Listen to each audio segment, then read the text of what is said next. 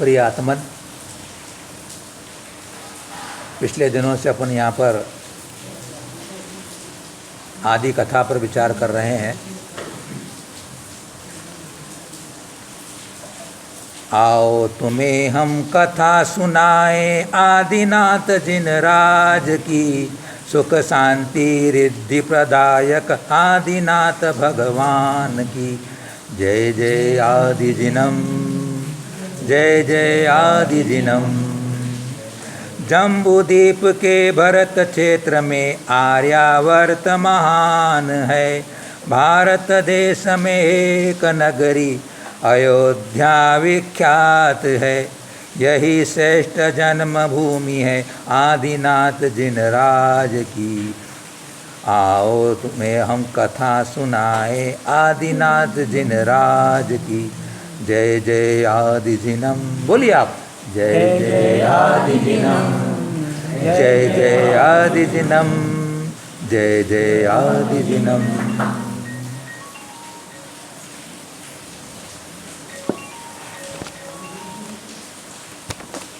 जय वर्मा का जीव महाबल पर्याय में उत्पन्न हुआ। वहाँ पर उन्होंने चारण निधिधारी मुनियों को उन्होंने दीक्षा धारण करके संलेखनापूर्वक मरण किया और वे ईशान स्वर्ग में ललितांग जाति के देव हुए।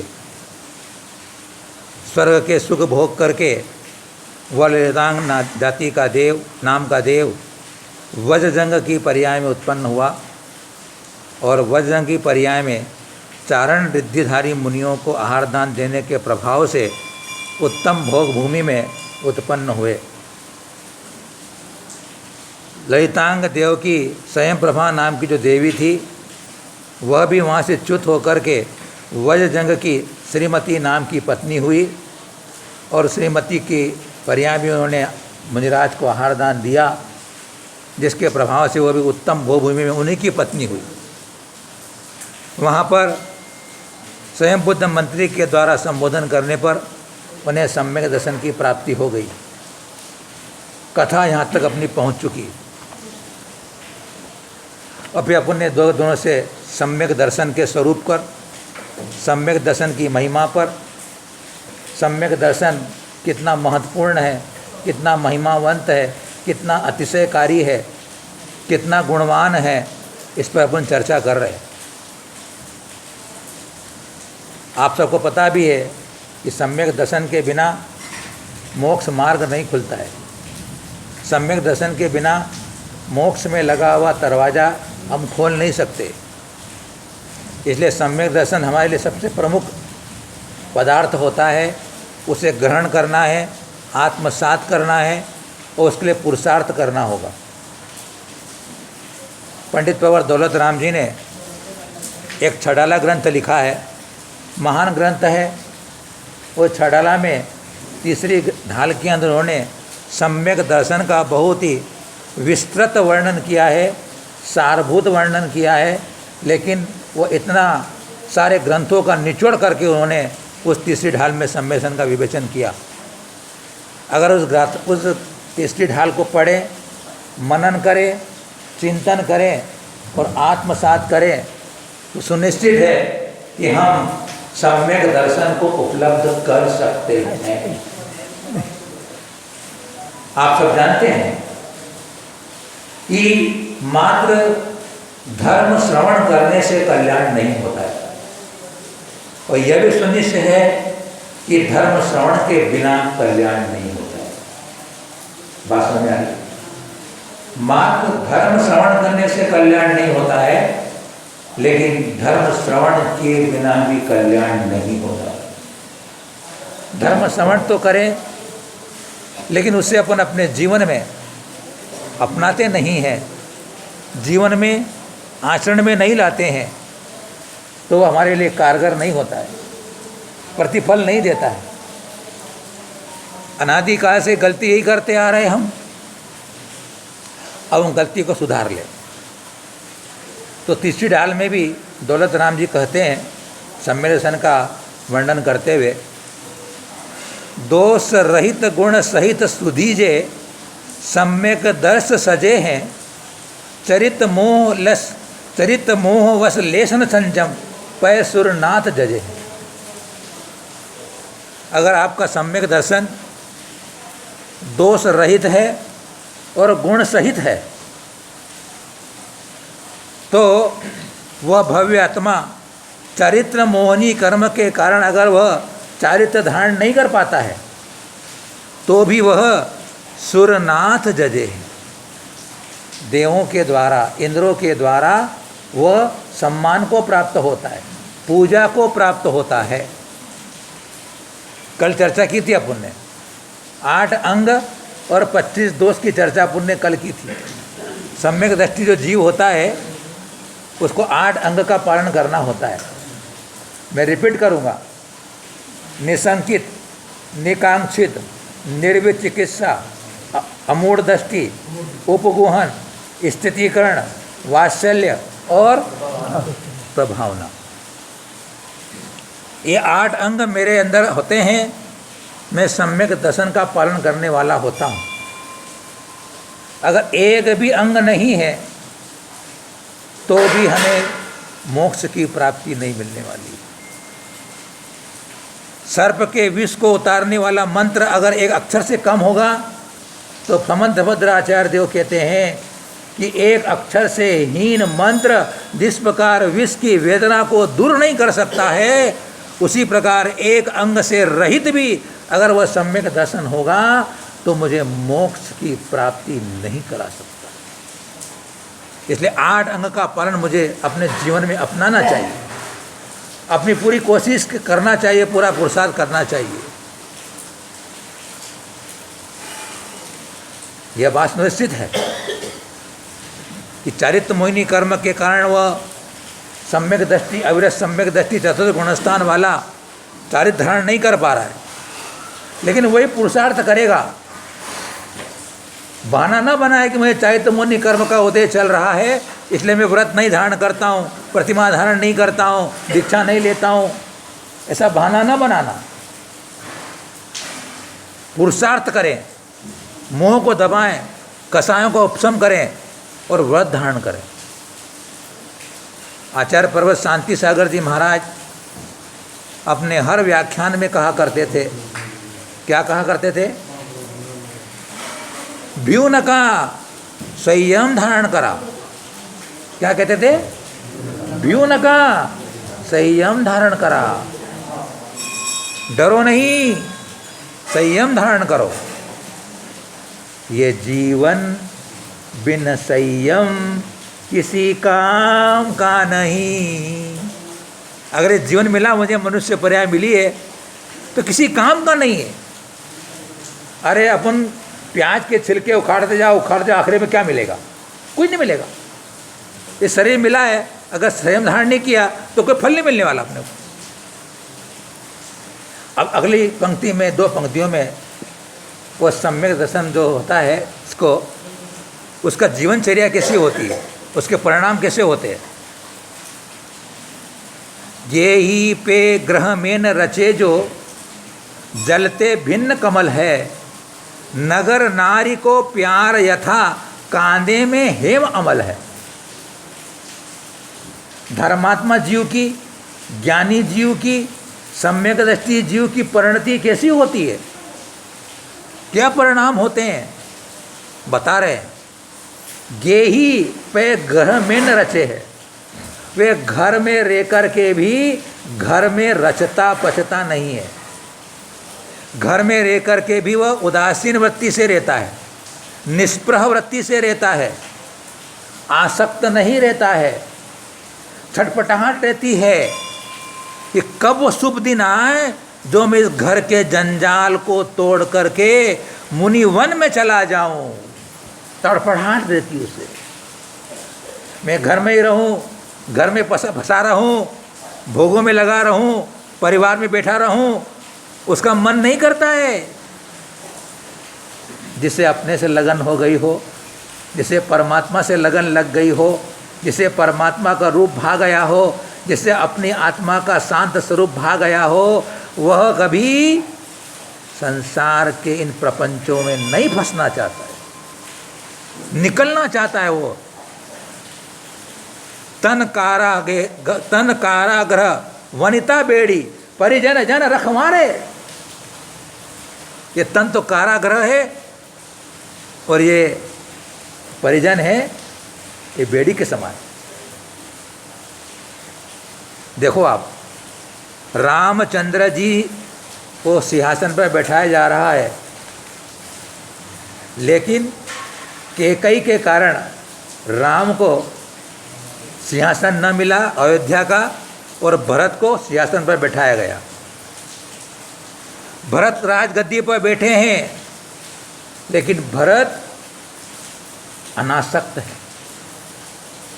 घर में रह कर के भी, राज सिंहासन पर बैठ कर के भी रोज भगवान से भावना कर रहे हैं कि कब रामचंद्र जी आए और मैं अपने घर से निकलकर दीक्षा ले लूं। वाल्मीकि रामायण में तो यहाँ लिख दिया है कि भरत ने राज सिंहासन पर भले बैठना स्वीकार कर लिया, लेकिन राज सिंहासन पर वह रामचंद्र जी की पादुका को रख कर के सिंहासन पर बैठता था। देखो आप कि मैं इस अयोध्या का राजा मैं नहीं हूँ, अयोध्या का राजा तो राम है। वाल्मीकि रामायण में देखो आप, राम यदि था एक सम्यक दृष्टि, भरत जी सम्यक दृष्टि जीव। भरत जी क्या विचार कर रहे हैं, ये राज्य मेरा नहीं है, राजपाट चला रहे हैं लेकिन उसमें कोई रुचि नहीं। ओहो क्या परिणति होती है, अद्भुत अद्भुत। ऐसी परिणति मेरी हो तो मैं सम्यक दर्शन या ज्ञान के ज्ञानी के मैं सम्यक समीचीन हूँ। विचार करना, चिंतन करना, गंभीर बात बता रहे हैं आपको हम। बैठ के विचार करना, क्या मैं इतनी पूजा कर रहा, पाठ कर रहा, जप कर रहा, भक्तामर कर रहा हूँ, मैं जिनवाणी सुन रहा हूँ, दान दे रहा हूँ, क्या मेरी अंदर से मोह की परिणति गई कि नहीं गई? ये मोह ही तो घुमा रहा है मुझे। सोचो, चिंतन करो, गहराई में जाओ, अन्यथा ये तो पर्याय चली जाने वाली है, ये पर्याय चली जाएगी। स्टेशन से गाड़ी जब छूट जाती है तो 1 2 3 हो जाती है। आहा, आनंद आया। थोड़ा सा होना चाहिए। अगर ये मनुष्य पर्याय भी स्टेशन से गाड़ी छूट जाएगी तो क्या होगी बहन जी? 1 2 3 हो जाएगी। वो जैसे बोली छूटती ना, 1 2, उसके बाद बोली छूट जाती है। तो भरत जी राज चला रहे हैं, लेकिन मेरा राज नहीं। देखो आप, समय दृष्टि की अंदर की परिणति, ज्ञानी की परिणति देखो।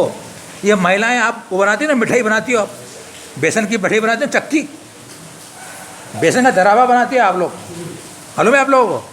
तो बेसन का दराबा बनाने के पहले आप उसको थाली में डालते हो, थाली में डालना पड़ता है उसको। कढ़ाई में बनाने के बाद थाली में डालते हो जमाने के लिए। चक्की बनाएंगे ना वो चक्की, तो बड़ी होशियार होती है महिलाएं। इंद्रमल जी क्या बोला? बात करिए। देखो इंद्रमल जी सम्यक दृष्टि की परिणति को जानते हैं। क्या सेठानी, आप उस पर परात पर पहले घी लगाते हो, है ना? घी लगाकर फिर दराबा डाल देते हो, फिर थाली को यूं करके गोल गोल कर देते हो, है ना? तो आप घी लगा करके फिर दराबा डालते हो, उसका कारण क्या है? उसका कारण ये है कि घी लगाने के बाद वो थाली में चिपकती नहीं है, चिपकती नहीं है। और जब किसी अपने को मेहमान को परसना हो, उसको निकालेंगे, अपन उसके फाक करेंगे और यूँ निकालेंगे तो बढ़िया के बढ़िया निकलेगी, नहीं तो वो आड़ी टेढ़ी निकलेगी, खराब हो जाएगी। नहीं, हम चौके में जाते हो, कितनी बढ़िया मिठाई खिलाते हो हमारे को आप, क्या बढ़िया खिलती है, एकदम बढ़िया है कि नहीं? क्या बिल्कुल फाक के खप्पे के खप्पे निकालते हो आप लोग हैं?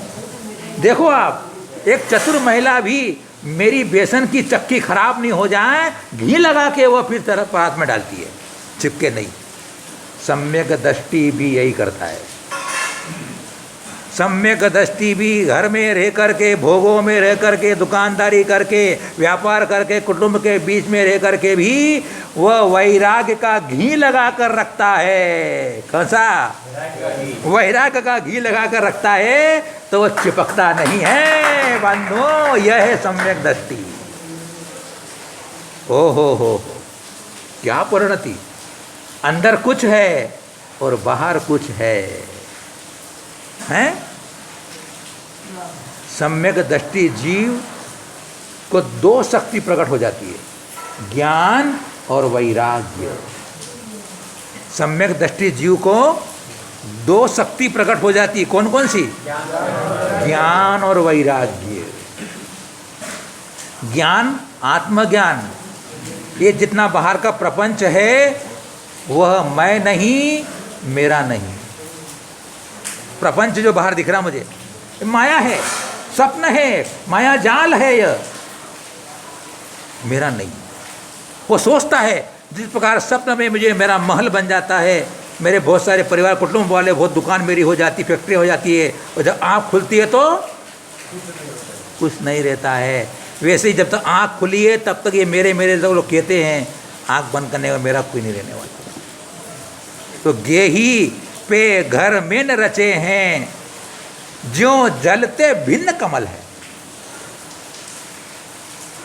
कमल कहाँ खिलता है? कमल कहाँ खिलता है? कमल कमल कमल का फूल, फूल कमल का फूल, फूल के अंदर है महावीर।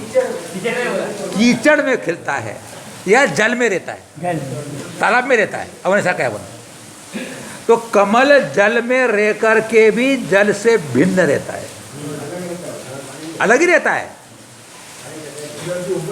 जल के ऊपर रहता है, जल में रह कर के कि जल में रहता है। उसी प्रकार ज्ञानी सम्यक दृष्टि जीव घर में रह कर के भी घर से बाहर रहता है, घर से भिन्न रहता है।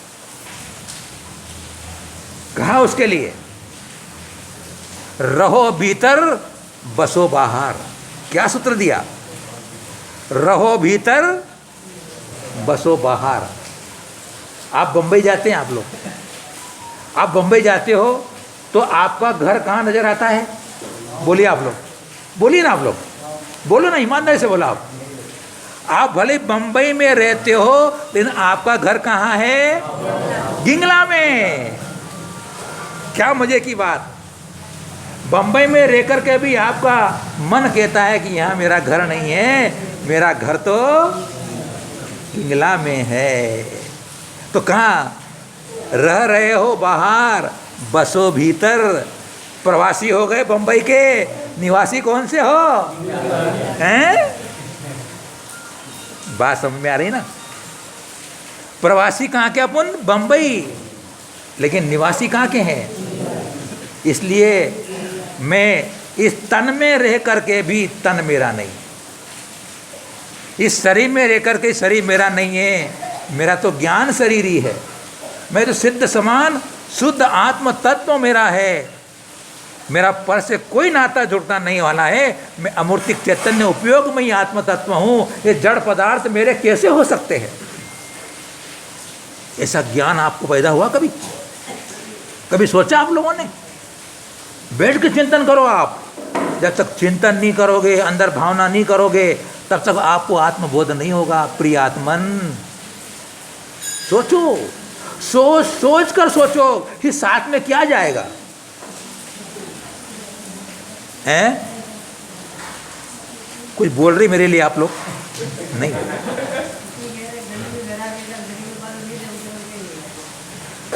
नगर नारी को प्यार यथा कांधे में हेम अमल है। नगर नारी किसको बोलते हैं? जयंतीलाल जी, नगर नारी किसको बोलते हैं? नगर नारी बोलते हैं वेश्या को। नगर नारी बोलते हैं वेश्या को। तो नगर नारी को प्यार यथा, नगर नारी वेश्या क्या है? उसका प्यार किससे होता है? हाँ, उसके पास जो आदमी आता है वो उससे प्यार नहीं करती है, वो तो उसको पैसे से प्यार करती है, उसमें आसक्त नहीं होती है। कांधे में हेम अमल है। शुद्ध सोने को कीचड़ में कितने साल तक पड़े रहने दो, शुद्ध सोने में कभी जंग नहीं लगने वाली। और अगर लोहे को मैं अगर कीचड़ में डाल दूंगा तो जंग लग जाएगी, जंग लग जाएगी। तो ज्ञानी जीव संसार में रहता है, कर्मों में रहता है, भोगों में रहता है, संसार के परिवार के बीच रहता है, धंधा व्यापार करता है, लेकिन अंदर जो उसके अंदर अनासक्ति है, अरुचि है, निष्प्रभा है, उदासीनता है, ललक लगी है, कब छोड़ूं मैं, ऐसे अंदर की वह उसकी वीतरागता के प्रति जो रुचि है, इस कारण से उसे तीव्र कर्मबंध नहीं होता है। सोने में जिस प्रकार जंग नहीं लगती है, वैसे उस सम्यक दृष्टि को तीव्र कर्मबंध नहीं होता है। अज्ञानी जीव को घोर कर्मबंध हो जाता है, मिथ्या दृष्टि जीव को घोर कर्मबंध हो जाता है। बंधुओं, अभी अपन इतनी चर्चा करेंगे।